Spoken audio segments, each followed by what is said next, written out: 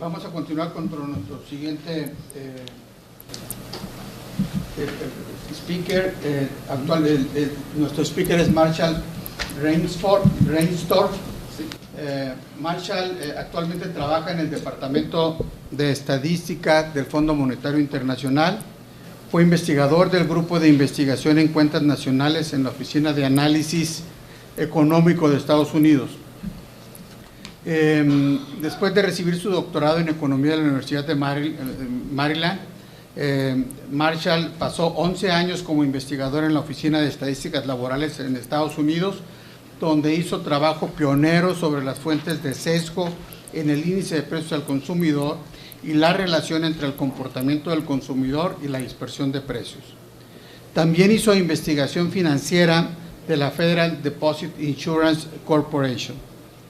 Ha realizado también investigaciones sobre una amplia variedad de problemas de medición en las cuentas nacionales y contribuyó a dirigir varias mejoras en las cuentas nacionales de los Estados Unidos. Por largo tiempo ha sido un miembro muy activo de la Conference of Research of Income and Wealth de la Oficina Nacional de Investigación Económica y de hecho participa como un miembro de la Junta Editorial del Review of Income and Wealth y ha organizado sesiones sobre una variedad de temas en esta conferencia.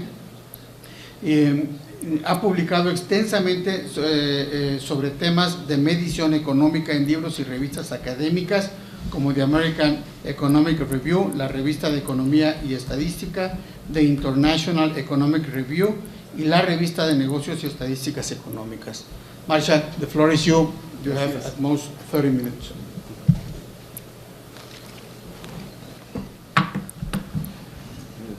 Gracias. Bueno, voy a empezar en español, entonces seguir en inglés. Es un gran gusto estar aquí en México otra vez y tener la oportunidad de hablar con ustedes. So now I switch to English and do my presentation. So I took my topic just from the title of the conference. I said I should just be as appropriate to the title as I can. And should also say the last part of my presentation is joint work with Paul Schreier. I'll identify that when I get to that part of it. So let's see if I can get to the next slide. So my main focus is really aimed at what people in official statistics might need to know. So it's aimed at the statistical community. I realize we have in the audience people from maybe outside the compiler community, so I'll try to make it accessible to everyone. So my first point is just to take a look at how fast digital platforms are really growing.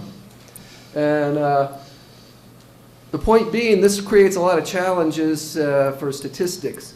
In the U.S. national accounts, there's an economic census every 5 years. In between that, there's economic surveys. And the census is a benchmark for the national accounts. So you wonder, okay, how much do things really change between benchmark years? Because if they change a lot, this opens up the question, how did you do moving along with your small surveys? You could get a big revision when benchmark arrives. So in the North American classification system for industries, we actually have a classification that I think would correspond relatively well with a lot of internet platforms, maybe not everything, but it's internet publishing, broadcasting platforms, and web search portals. So looking at the 2007 economic census data, which you can find on the Census Bureau website, and then the 2012, it was up by, it almost tripled. So if it triples between benchmarks, this creates a lot of challenges to keep up for the statisticians. Also, I noticed the ISAC International system hasn't even got a classification yet, so they're running a little bit behind. I guess NACE is caught up. But this is a challenge for other countries too. For retail e-commerce platforms, so that would be like Amazon, they had almost 200 billion in sales.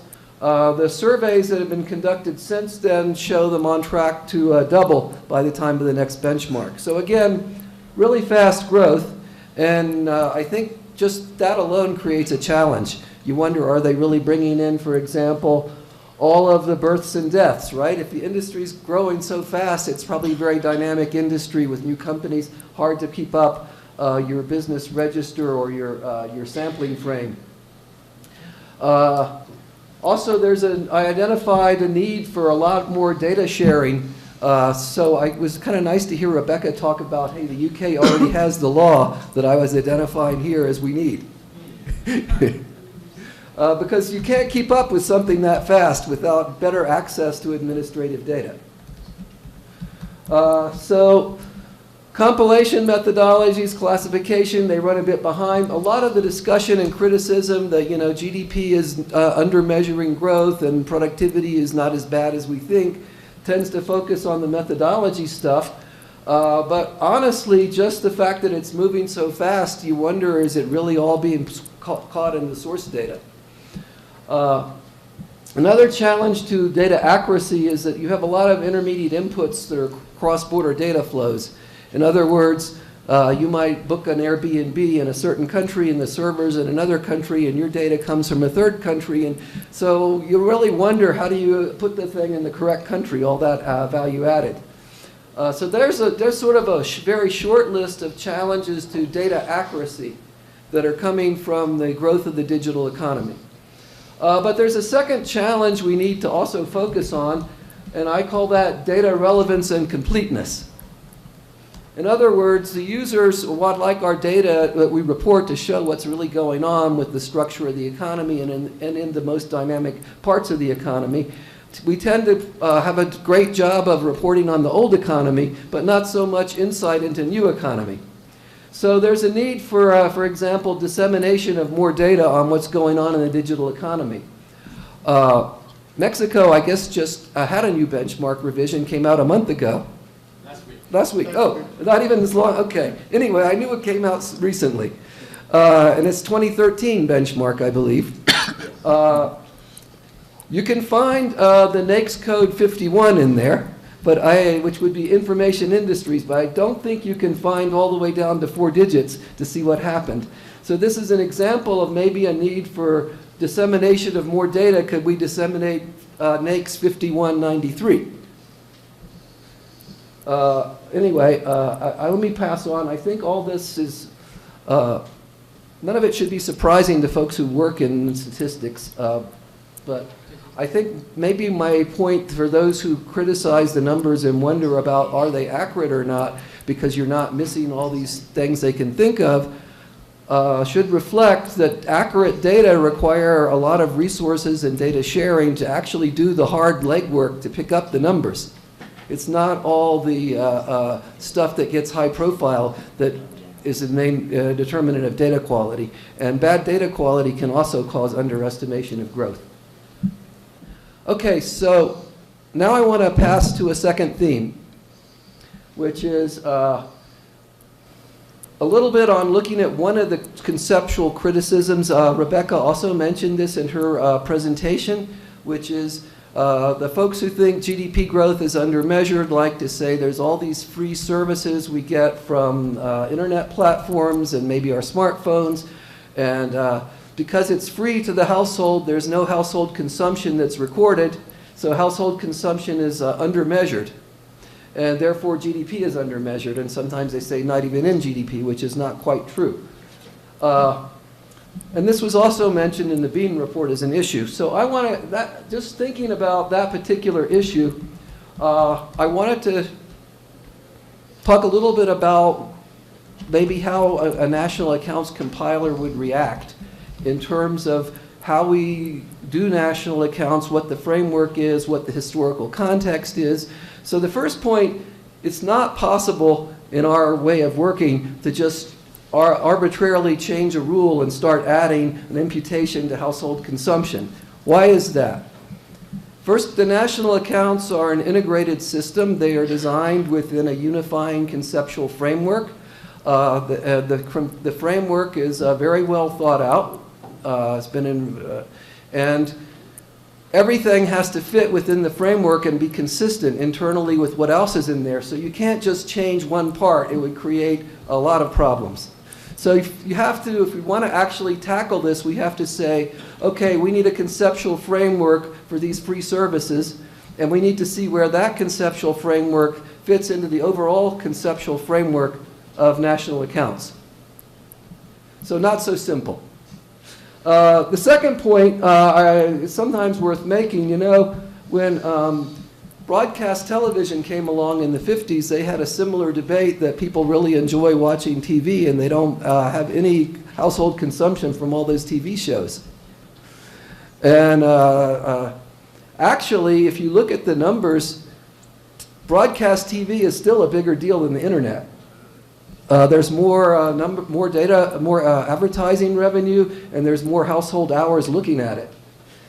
So nobody talks about that, but this is also, you have to think about, you can't just be inconsistent. If you change average free services in the internet, you'd have to look at free services everywhere and do it on a consistent basis. Let me then talk about Nakamura, Soloveichik, and she later added John Samuels as a co-author. Actually, Rachel Soloveichik, she's the second author. She used to work for me. I was head of the research department. She came to me with this idea. I didn't necessarily want to change the accounts, but I encouraged her to pursue her research and connected her with Leonard Nakamura, who's the first author. And so what she did is she wrote a paper saying, okay, we need to start adding something to GDP to reflect the value of the free services we get from the internet. And then she said, here's how we can value it. So she takes all of the ad revenue from the, say, Facebook or Google, somebody like that. She tries to subtract out the part that's the cost of directly servicing the advertisers. So there's a certain department that has to talk to the ad people, design their ads, post their ads, so she takes that out. The rest of the money is left over to potentially pay for services to the viewers or to the users of the media.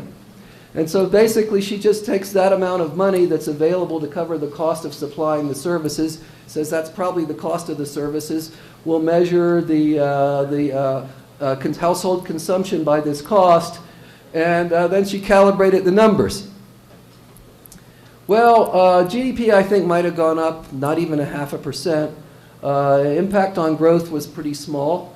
Paul, in his first day, mentioned that I guess two of the colleagues from OECD and I had done a paper where we had done a simplified version of this, where we took all the ad revenue and just called that all household consumption and did it for, I guess, all the OECD countries. I believe the number was 0.02% per year upward revision to growth rate. So second decimal point in the percent, basically irrelevant. Reason being, of course, as the internet advertising grew, print media shrank a lot. Even broadcast TV suffered a little bit. So the total amount of advertising didn't really change. It just who got it is what changed. And if you apply the same approach consistently, the losers are almost lose as much as the gainers gain, and you get about a zero for growth. So Christian Revetz did a little paper where he talked about other ideas for imputing this consumption to the viewers. And maybe you could view the platform operator as a kind of corporation giving a gift to the user, to the consumers.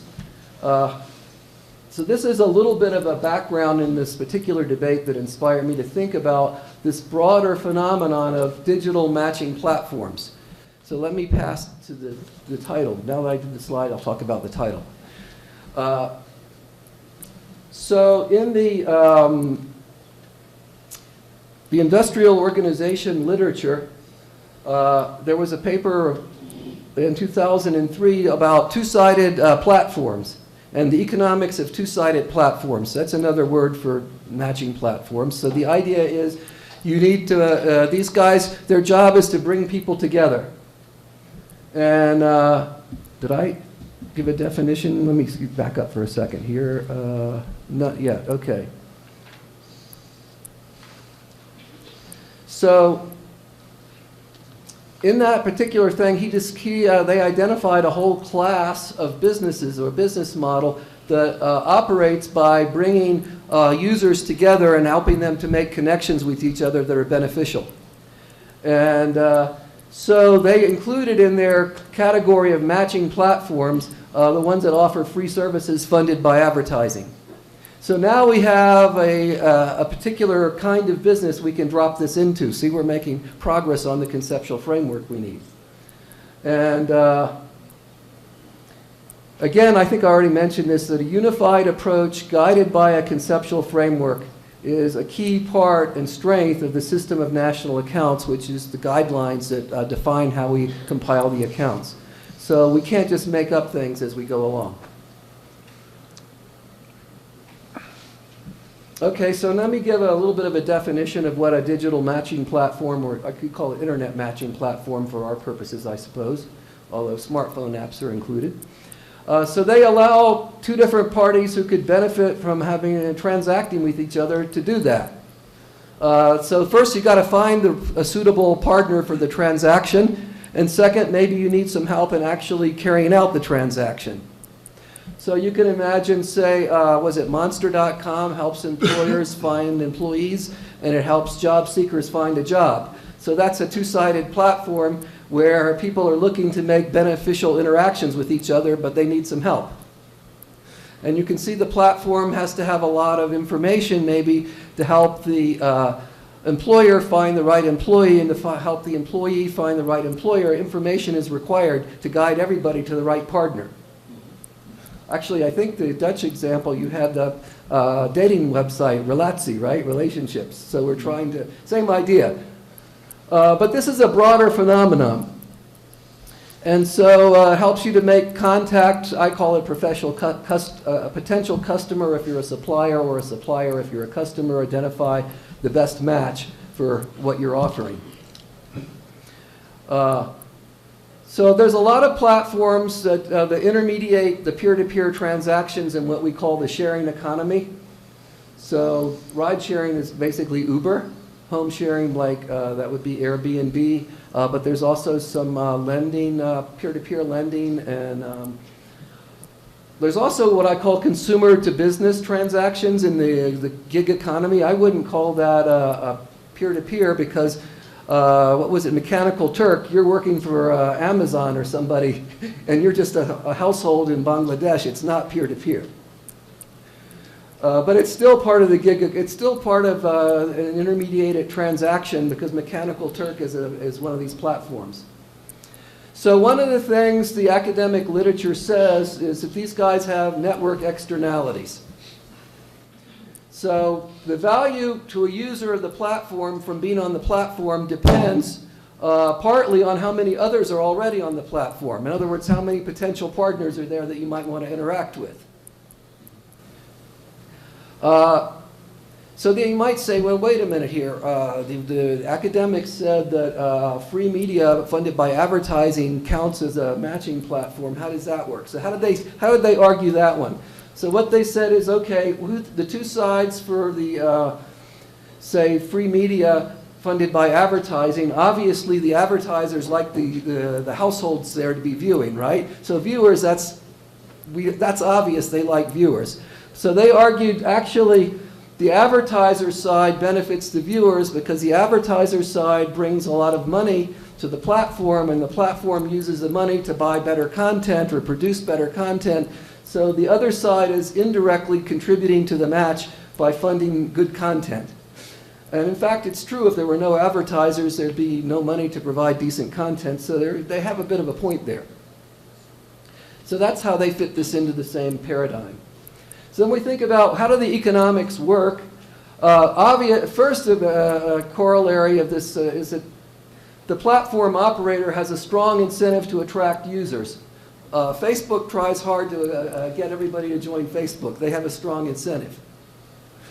But they have an incentive to attract people, users on both sides of the market. So they also got to sell ads. They probably do some marketing of ads as well. And they need kind of a balance between the two. So if one side is underrepresented, they're going to want to do something to motivate more people to show up on that side.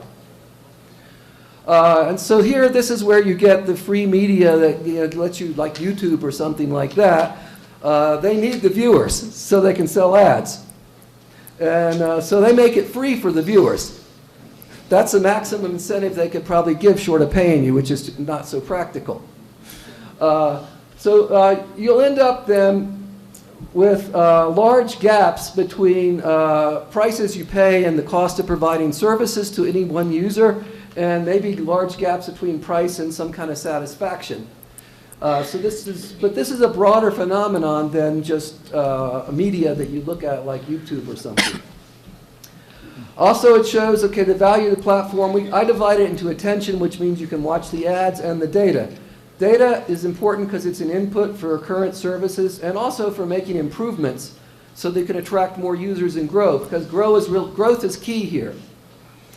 So you can almost think of data as a little bit like an inventory asset or fixed asset using the language of national accounts. In national accounts, actually data has no value, so it's not in there yet.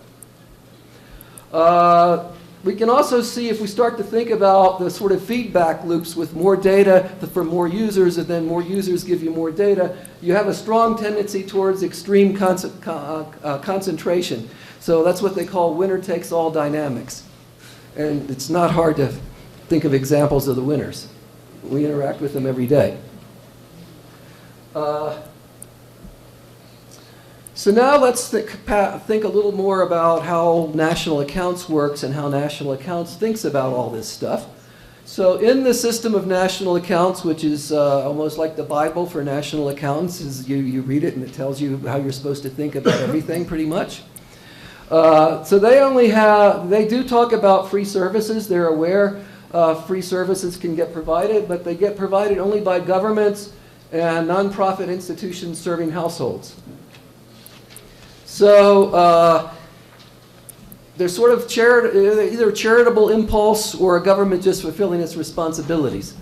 But now we have to notice that the economics of matching platforms are going to cause a fairly broad phenomenon of free services being provided. And we need to, those of us in national accounts need to start thinking about what to do about this a little bit, I believe. We can also see that, okay, in national accounts, for a market producer, we measure output by price. And it's very convenient because you can use the revenue as an output measure. And mostly people are pretty happy with it. But you can start to think, okay, water. If you didn't have water, you'd be dead. But the price of water is very low in most countries because it's pretty easy to obtain, plentiful supply, so we have a really low price on water, really low value on water. Nobody complains, even though total utility from water is huge. But somehow when the price goes all the way to zero, people complain a lot about using price as the measure of value, because once it hits zero, then most of these free services from the internet aren't in there anymore. I guess my feeling is it's really impossible to depart from our price-based theory of value. But I will say if we apply it in a consistent way, we are going to see that the split of the output to the users of these platforms is not going to really reflect the cost structure or maybe the welfare of who benefits. So in national accounts, if a platform is funded by advertising, it's producing ad services, advertising distribution services. The consumers are the businesses that are buying the ads. So it produces output, but all the output is intermediate to other businesses. And that's how it's allocated, because that's who pays. To my mind, it's probably it has a lot of advantages, but it does generate the controversies I've mentioned to you. And we can also notice where it really matters is if the output is all intermediate, it doesn't go into the final consumption version of GDP. So the split of the output between business intermediate uses by business and final consumption will affect GDP. So I think yesterday we heard a speaker tell us there's absolutely no problem because we're getting the value added of the platforms correct.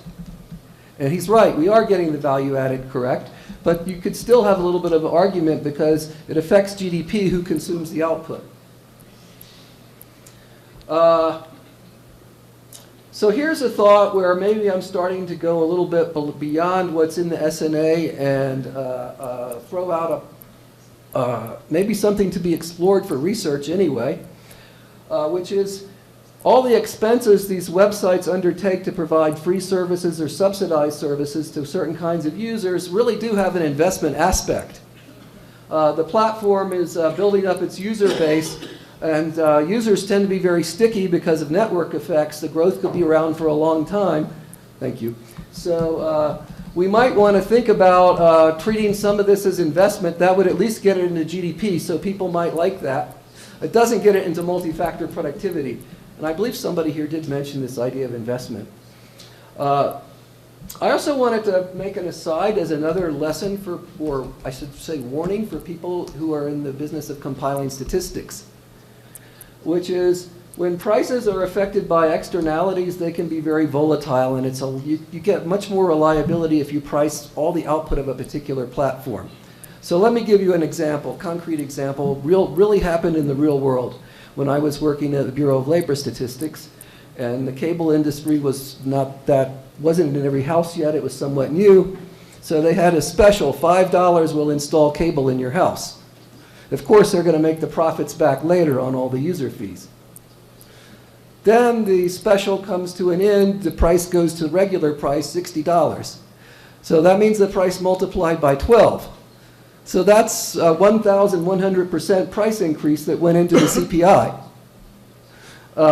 It could theoretically have actually moved the all-item CPI if the rounding worked correctly. So this is because they're only pricing one part of a big bundle. You have to be careful about that. All right, let me see if I can move on, because I only have 2 or 3 minutes left. Paul and I decided to say, how big could the problems be? Let's say all the problems were their maximum size they could be, and we'll take all the criticisms and just drop them into household consumption and add it up and see how big the thing is. Even though GDP is not a welfare measure, the ones that affect welfare might still be relevant because people use it as a welfare measure. So let's look and see what we can get. So what we got was, we looked at 3 kinds of effects. One was incomplete adjustment for quality improvements in ICT goods. So this is failure to fully adjust for quality change in your deflators. Some academics said could be as high as 5% per year. I think is big, but we're doing big.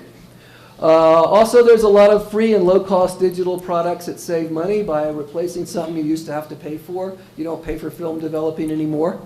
Don't pay for postage stamps and stuff like that. And then the third one, this is a little more speculative. But the academics like to talk about, okay, if there's more varieties available for purchase, that brings down your effective cost of living because you can find the one that matches your needs better.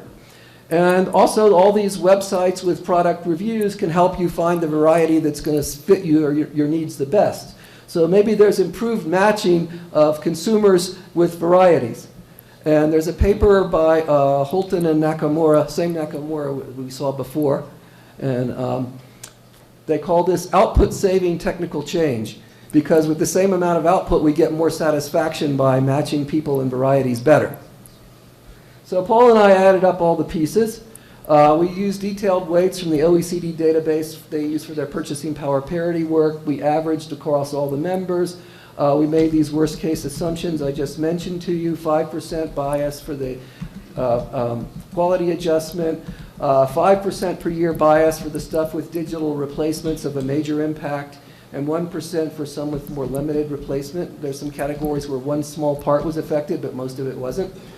And then for the variety access, we don't think the gains are that huge, because if you already have access to tons of varieties, one more is not going to make a big difference. If you already have a lot of information, a little more doesn't really make a big difference. So we just didn't think that one could be so big. And here's what we got when we added up the total maximum bias in the deflator for household consumption. So here's the ones we had with potentially 5% per year bias in their quality adjustment in the deflator, around 3.5% falling to 3%. So then there's the contribution to the bias in the deflator. Or this is the required correction to the deflator, excuse me. So if you corrected using these 2 weights, you get something like 0.16 using that weight for that with that correction. For the ones with some potential, I think we had 2% per year, so we multiplied the weights by 2% per year to get the correction. But these are, for example, automobiles were in there. Cars get a huge amount of quality adjustment already. They are affected by digitalization. It's possible it doesn't get all of it, but we don't think it's bad. Also, small appliances, so television sets were in this category, along with dishwashers and stuff like that. We figured the category could have some impact. So then we get another 0.12% per year bias. So total for the quality change problems is about 0.3% per year. Again, this is max, right? We're trying to say how bad could it be. So the impact on at the household consumption level, accounting for the low weight, is only 0.3 percentage points per year. So now we pass on to some other things. These are the products where you can think of something in the digital economy that replaced what you used to have to pay for. And I don't have time to go on down a list. I gave you a couple of examples, but if you start thinking about it, there's lots of ways. Smartphone apps or stuff you can do online saves you from things you used to have to buy. So let's suppose we took all that and we just tried to. So for the categories that were heavily affected, like postage stamps and film developing, we had 5% per year bias. And so there you get another couple of tenths of a percent. There's some other categories where there was a small part of that bigger category could have been affected, so we had a 1% per year effect on that. So here's another 0.1 to 0.2. Variety selection, we have somewhere 16 to 17%, because we even said, restaurant, you find a better restaurant, better variety. So practically anything you buy where there's more than one variety available could be subject to the variety selection effect. So we put a huge amount of weight. But remember, things like housing and medical care also a huge amount of weight, so you're not going to get everything. So that gave us another, using our 2.5%, 0.025% bias, another 0.05% bias. You add it all up, you're something like 0.55% per year using 2005 weights, 0.43 using 2015 weights. Not surprisingly, the stuff that's subject to replacement in the digital economy, the weight collapsed, right? It used to be 2.4, now it's less than 1. So that shows the replacement does have an effect on the weights, like you might expect to see. So if you start thinking about it, productivity slowdown is somewhere between 1.5% and 2% per year. And that's probably a broader effect than just household consumption, right? So we've got maybe 0.4 out of 1.6, something like a quarter max, and that's using all these extreme upper bound assumptions. More realistic, probably maybe a tenth. So you can't really explain away the productivity slowdown by this measurement bias hypothesis. On the other hand, the people who are compilers of statistics, they ought to worry about 0.5% per year possible bias. We don't say it's maximum. We don't say it is. We don't believe it is. We just say this is the potential size of the issue. It's big enough that they should put some real energy into providing some better information on the size of the effect than Paul and I can do with our back-of-the-envelope calculations. So thank you very much for your time.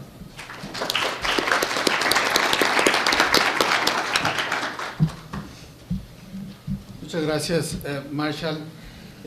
Para hacer los comentarios sobre las presentaciones, le voy a dar la palabra a Gerardo Durán Alcántara. Gerardo es licenciado en Economía por la Universidad Autónoma Metropolitana, con especialización en Organización Industrial. A partir del 2011 es director adjunto de Encuestas Económicas y Registros Administrativos y tiene la responsabilidad de conducir el sistema integrado de encuestas en unidades económicas mediante la instrumentación de estándares conceptuales y metodológicos en las encuestas económicas que llevan a cabo las unidades de Estado y el INEGI, así como coordinar la producción de estadísticas a partir del aprovechamiento de registros administrativos económicos. Actualmente es presidente suplente del Comité Técnico Especializado de Estadísticas en Comercio Exterior, así como forma parte de grupos de expertos de estadísticas en comercio internacional, de mercancías de la División de Estadística de Naciones Unidas, de la Organización para la Cooperación y el Desarrollo Económico, la OCDE, y de la Asociación Latinoamericana de Integración. Por su parte, funge como coordinador de la delegación mexicana que participa con las agencias estadísticas y reguladoras del transporte de los Estados Unidos de América y Canadá en el foro de intercambio sobre estadísticas de transporte de América del Norte. Gerardo, tienes la palabra hasta por 10 minutos. Muchas gracias. Bueno, me toca la nada fácil tarea después de 4 ponencias en este último segmento del seminario, de dar un panorama, comentarios en la perspectiva de lo que nos toca en el INEGI, tomando en cuenta la generación de información estadística económica y también hay que decir el papel que tiene el INEGI como coordinador del Sistema Nacional de Información Estadística y Geográfica. Tengo ahí los comentarios en inglés, yo voy a estar hablando en español. Quizá después de escuchar estas 4 ponencias de Rebecca Riley, de Luis Miguel Martínez, de Bartel Braxma y de Marshall Reinsdorf, resulta muy importante tener como punto de partida, digamos, el gran contexto que nos da la revisión de Charles Bean, este documento que nos permite pues plantearnos retos en términos de lo que es la estadística oficial con la temática que nos da ahora la economía digital, esta economía moderna digital y lo que se plantea a través de la revisión Bean. Resulta muy importante también destacar que la economía digital nos implica un reto en materia conceptual, en materia de clasificación, esto se ha estado comentando en diversas ocasiones por los ponentes a lo largo del seminario, y por supuesto en términos de aplicación, es decir, en términos de la metodología que debamos de seguir para este propósito. Algo que menciona Marshall y que desde luego viene desde el documento inicial que presentó Paul Schreyer el día de ayer, tiene que ver con este impacto, digamos, de las plataformas digitales y esta rapidez con la que está creciendo la temática que nos dan las plataformas digitales. El reto entonces es medir, tener la capacidad en la estadística oficial de poder medir esta temática de las plataformas digitales. Ahora, hay algo muy relevante aquí que tiene que ver con el año de referencia, con la base, con el benchmark. Ya se mencionaba ahorita por Marshall, ciertamente tenemos la necesidad de actualizar periódicamente, de hacerlo con frecuencia, dadas las dificultades que nos presenta la economía digital y la rapidez con la que está creciendo este tipo de actividad económica. Hay un común denominador, sabemos que hay problemas y la dificultad que reporta ver la economía, por ejemplo, en los precios, en los volúmenes, en el Producto Interno Bruto, la productividad y el bienestar. Necesariamente esto nos lleva a cuentas nacionales como un elemento que está catalizando toda la estadística que finalmente confluye hacia los sistemas de cuentas nacionales. Entonces, en términos de estas situaciones, digamos, que hay que atender, que hay que resolver.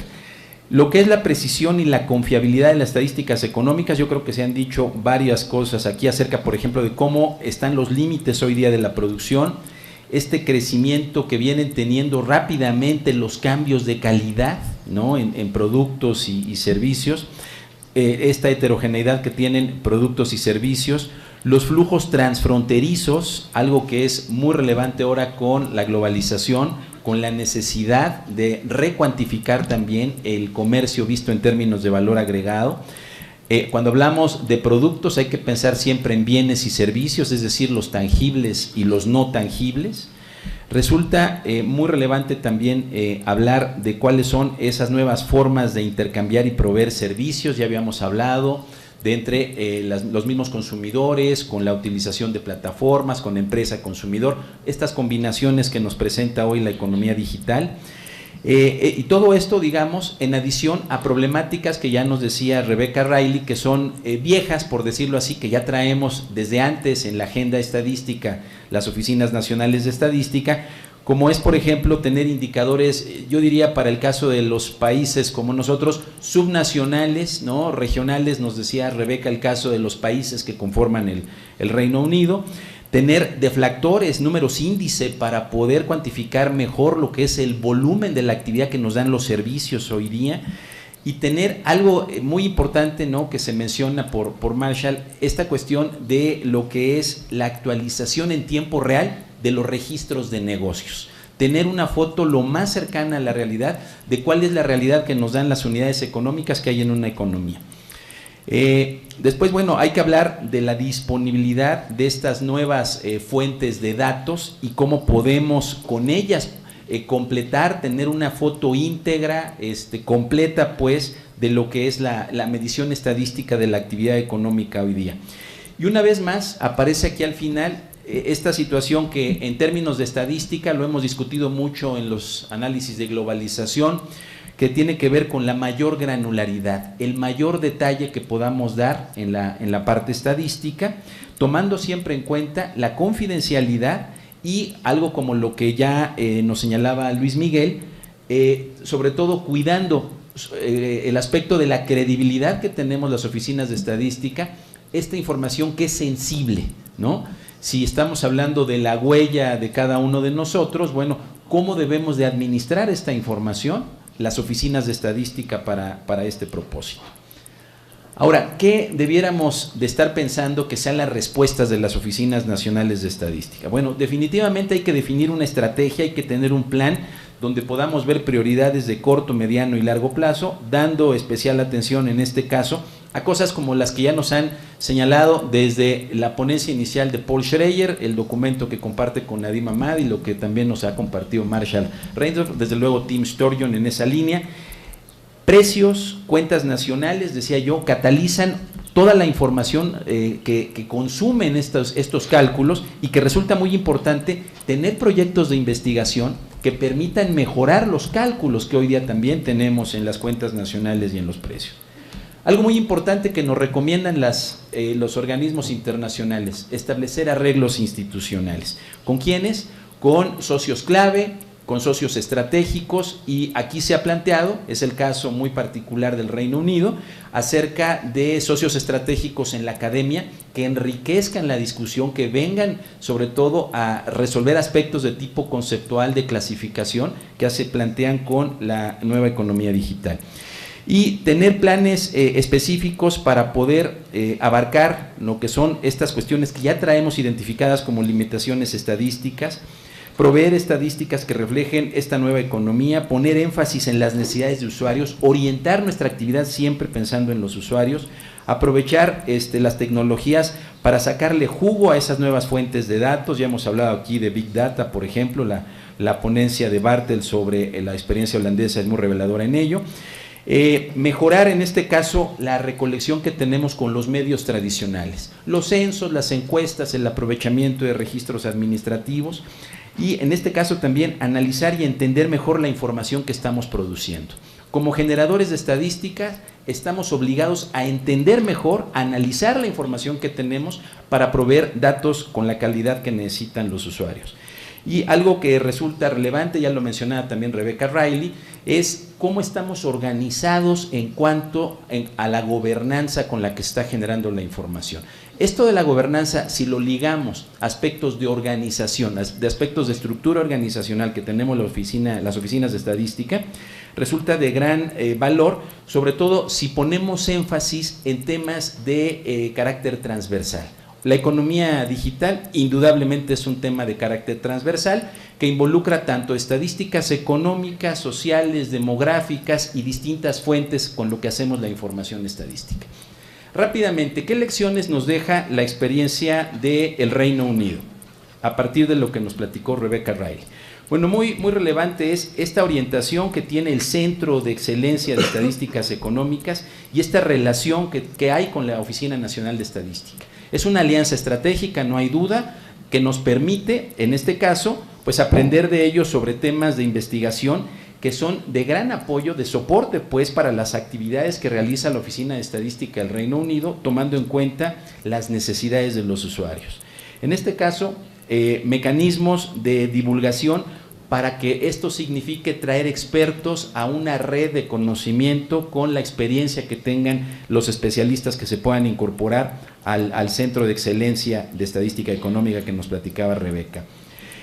Muy relevante es esta cooperación, ya decía yo, que hay entre la comunidad de investigación académica con la actividad de la Oficina de Estadística, desarrollar en este caso una mayor capacidad de la gente, las habilidades en este sentido que permitan preparar a las nuevas generaciones de especialistas, de estadísticos que se requieren en temas como estos que llegaron para quedarse, como la economía digital.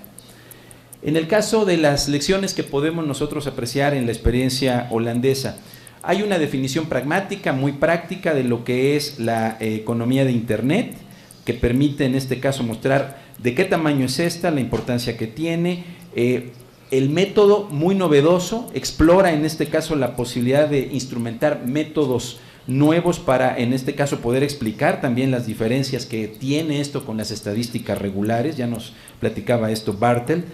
Y la cuestión, por ejemplo, de tener estos arreglos institucionales que yo mencionaba, se tienen aquí. Esto es un ejemplo. Bueno, hay iniciativa privada, está Google, está Data Provider con la Oficina de Estadística de Holanda. Resulta muy interesante pues combinar la información de lo que es la base de la estadística económica, que son los registros de negocios, con lo que se tiene en este caso a partir de los sitios de Internet que proporciona Data Provider. Y resulta también muy conveniente tener que haya comentarios externos por parte de un consejo que es también el que está evaluando de acuerdo a lo que nos platicaba Bartel. Rápidamente, en el caso del INEGI, lo que tenemos nosotros pues es una solidez que nos da nuestro marco legal, nos permite hacer consultas públicas, estar cerca de los usuarios, tomar en cuenta su opinión. Ya hoy día los censos económicos incorporan preguntas acerca de la temática del comercio electrónico, incorporan también aspectos como los que mencionó Bartel en su presentación acerca, por ejemplo, de si tienen o no un sitio de Internet. Quizá nos requiera más investigación todavía si saber si es un sitio pasivo o activo en los términos que lo explicaba Bartel en su ponencia. Un elemento muy importante también es que tenemos una expresión del registro de negocios en Internet. Nuestro Directorio Estadístico Nacional de Unidades Económicas se actualiza periódicamente a través de los registros de impuestos que nos da el Servicio de Administración Tributaria, y además podemos también ahí estar captando los sitios de Internet, tanto así que se ofrece esto a las empresas que se incorporan al DENUE, que es como lo conocemos. Fortalecer en este caso lo que es el registro estadístico de negocios a través de la vinculación, son cosas que ya venimos haciendo en el INEGI, por ejemplo con los registros de la Comisión Federal de Electricidad, para poder generar indicadores económicos oportunos acerca del consumo de energía eléctrica en la industria de manufacturas. Tenemos también actividades que llevamos a cabo de manera conjunta con el CONACYT. Esta parte, por ejemplo, se nos antojaría mucho poderla fortalecer como lo tiene el Centro de Excelencia de Estadística Económica en el Reino Unido, lo que tenemos a través del Fondo CONACYT-INEGI para promover proyectos de investigación en materia estadística, información geográfica, que nos permitan, ¿por qué no?, abordar temas como estos de la economía digital también. Y por el lado, digamos, de la estadística económica básica, tenemos diversas encuestas hoy día. Nuestra encuesta sobre disponibilidad de uso de tecnologías de información en hogares, la ENDUTI, que es como la conocemos, la encuesta comercial, que ya hoy día también, como los censos económicos, captan esta situación del comercio electrónico. Y algo muy importante, pues, que todos estos elementos nos permiten contribuir a que el sistema de cuentas nacionales cuantifique el peso que tiene el comercio electrónico en el PIB. Finalmente, encuestas como las que tenemos en investigación y desarrollo tecnológico con el CONACYT, tenemos cálculos de cuentas satélite, nos interesa mucho mantener la sociedad con el Instituto Federal de Telecomunicaciones para seguir mejorando los registros administrativos, y bueno, resulta de gran relevancia el trabajo que también estamos haciendo, opinando en el debate que se tiene en economía digital, en comercio digital, en todo esto que ha venido ahorita a cambiar el mundo. Yo, si me permiten, para terminar, diría que hoy día los generadores de estadística tendríamos que pensar en cómo reinventarnos, ser creativos, ser propositivos, con el propósito de innovar en los métodos de captación con los cuales venimos generando la información estadística. Por su atención, muchas gracias. Muchas gracias, Gerardo. Vamos a abrir el espacio para preguntas y respuestas. Tenemos 10 minutos todavía para dentro del panel. Si tienen algunas preguntas, por favor. Allá tenemos una. Hi, this is for Bartel. You mentioned the use of machine learning to help or to improve some methods. Could you give us some examples? Ok. ¿Alguna otra pregunta? Sí, acá hay otra pregunta. My question is for Marshall. You mentioned that in national accounts that has no value. Why should not we add value? Why should we not register record the value of data? Because we learned from Dr. Martinez that the value of our data in digital platforms and also the unwillingness of these digital companies to share it makes everybody suspicious that maybe we're undervaluing it. So if we register the value of the production of iron corn with the price, why should we value the production of data? Mi segunda pregunta es para el doctor Martínez. Pues me queda la pregunta de quién ve por los derechos digitales de los ciudadanos, ¿no? O sea, esta huella digital que tenemos ahí, ¿quién ve por nuestros derechos? Porque, por ejemplo, aprendimos de Edward Snowden que los gobiernos tienen a lo mejor incentivos para vigilar estas huellas digitales. También otros derechos, por ejemplo, el derecho al olvido, ¿no? Cuando nosotros morimos, pues esta huella digital permanece en la red. Entonces, si uno desea que cuando uno se muera, esa información sea borrada, pues ¿quién defiende al consumidor, ¿no? ¿Alguna otra pregunta? Yo tengo una pregunta por parte de que nos llegó por internet, es de Mario Reséndiz y es para todos los ponentes. La pregunta es, can the measurement of the digital economy achieve an optimum of quality despite externalities, or is it essential to measure externalities?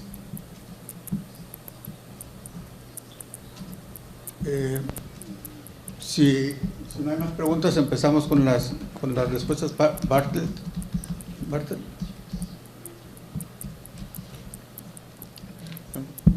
Sorry, I'm afraid I missed part of the first question. You were asking for examples, but examples about what?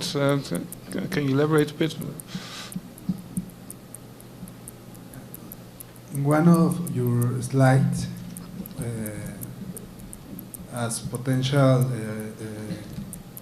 task, you mentioned machine learning as a tool to improve. Okay. Yeah, that's very good question indeed. So we are at the beginning of trying to find out what we can do with machine learning. So data provider already has experience with that. So some of the attributes that they collect from websites, they use machine learning to collect them. So they apply these techniques. But I think we can do better by looking at more information from websites, like the examples that I gave about family-owned businesses, things about cybersecurity, but also circular economy and other economical phenomena. They are reflected on the websites of companies, you can imagine.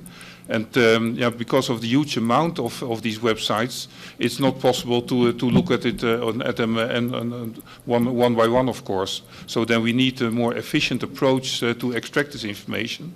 So R&D is another thing. So it's always a big question to understand which companies are active in research and development, where to identify really innovative companies. So we now at the moment actually experimenting with looking for the right keywords to find out which companies are innovative. So, but like I said, we are really at the beginning of this, so it's all very much trial and error. But I think it's something where it's worthwhile to explore, and also an area where I think it's worthwhile to work in partnerships with academia and also between the statistical institutes, because the basic techniques are the same. So this could be done in international context very well. Okay, thank you for the question. Marshall, you want to answer? You're welcome. Okay. The first question was on national accounts. If there's no payment, there's no price, there's no value. And why shouldn't they value production of data? So I think if you're talking about the kind of production of data that Professor Martinez was telling us about, where they're tracking you, you're not deliberately producing the data. Maybe you go online and you get observed.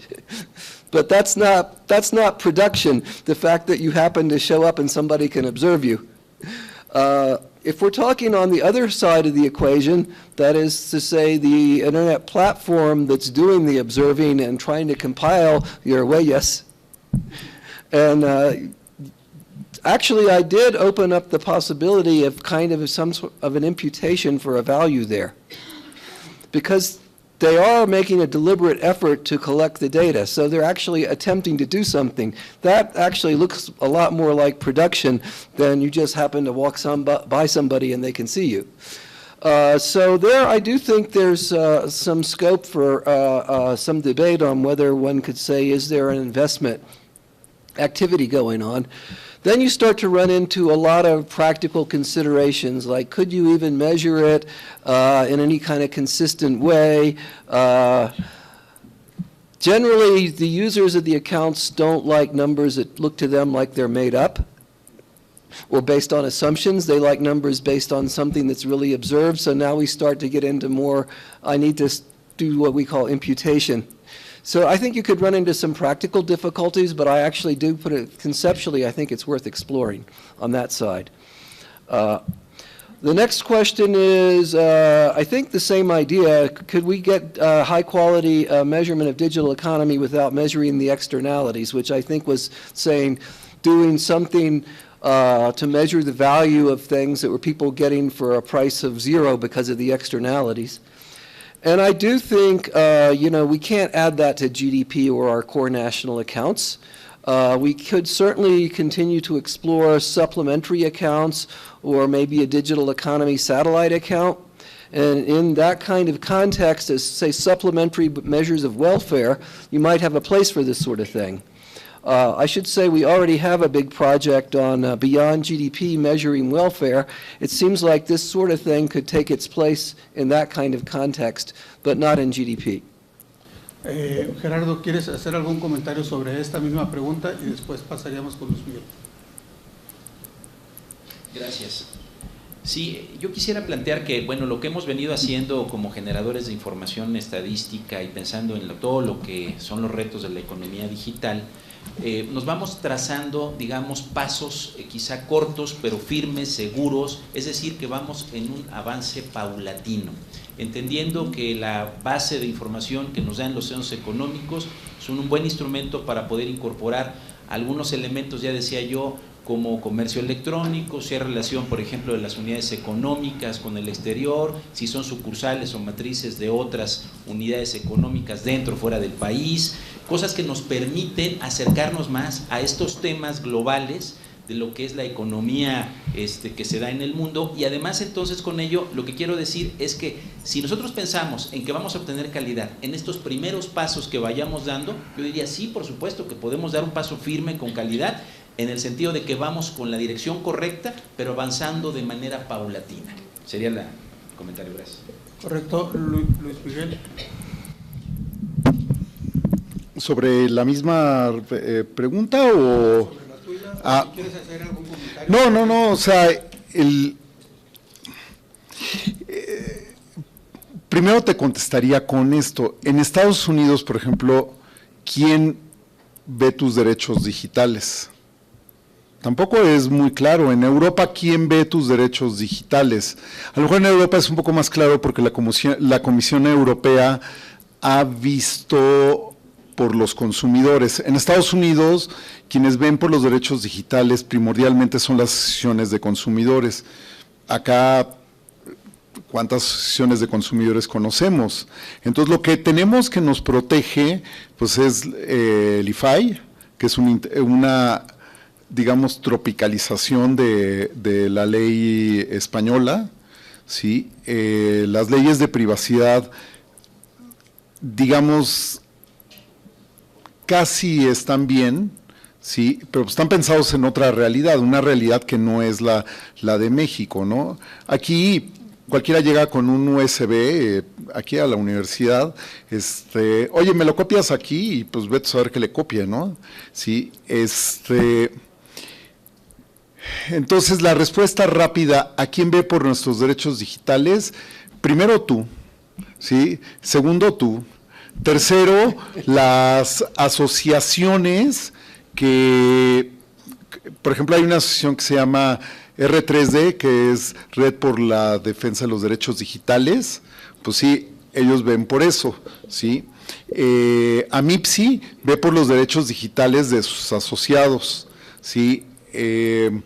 Por ejemplo, en el caso de la Internet Society, vemos por los derechos digitales, pero en el ecosistema de la Internet, ¿sí? Pero no hay así alguien que digas, ay, ¿con quién voy a ir a decirle que se robaron mi información? No. O sea, el pasatiempo favorito de los maleantes hoy en día en México es hacer phishing, ¿sí? Te hablo por teléfono, te pregunto una serie de datos personales, hasta con la musiquita de Vancomer, y te saco todo el dinero, el más que se pueda de tu cuenta de banco, ¿no? ¿Por qué? Porque no tenemos una cultura de la protección de los datos personales. El primero que te pregunta tu teléfono y tu dirección y tu código postal se lo das, ¿sí? Entonces, ¿por qué? Porque estamos acostumbrados a que llegan los encuestadores y te dicen, estoy haciendo una encuesta para saber sus preferencias, ¿no? ¿Mandé? Sí, y o nos dicen, ¿quieres escuchar nuestra política de protección de datos? Y lo colgamos porque es una flojera, ¿no? O te dicen, léanlo en nuestra página web. No, preferimos ver el blog favorito, nuestra página de Facebook, que leer las políticas de protección de los datos personales. Entonces, algo que no va a cambiar pronto, por eso yo digo, ¿a quién acudes primero? A ti y después acudes a ti, ¿sí? Porque no va a cambiar pronto, ¿sí? Gracias. Con esto estaríamos cerrando esta tercera sesión. Les agradezco mucho a todos ustedes. Les pediría un aplauso para todos los ponentes.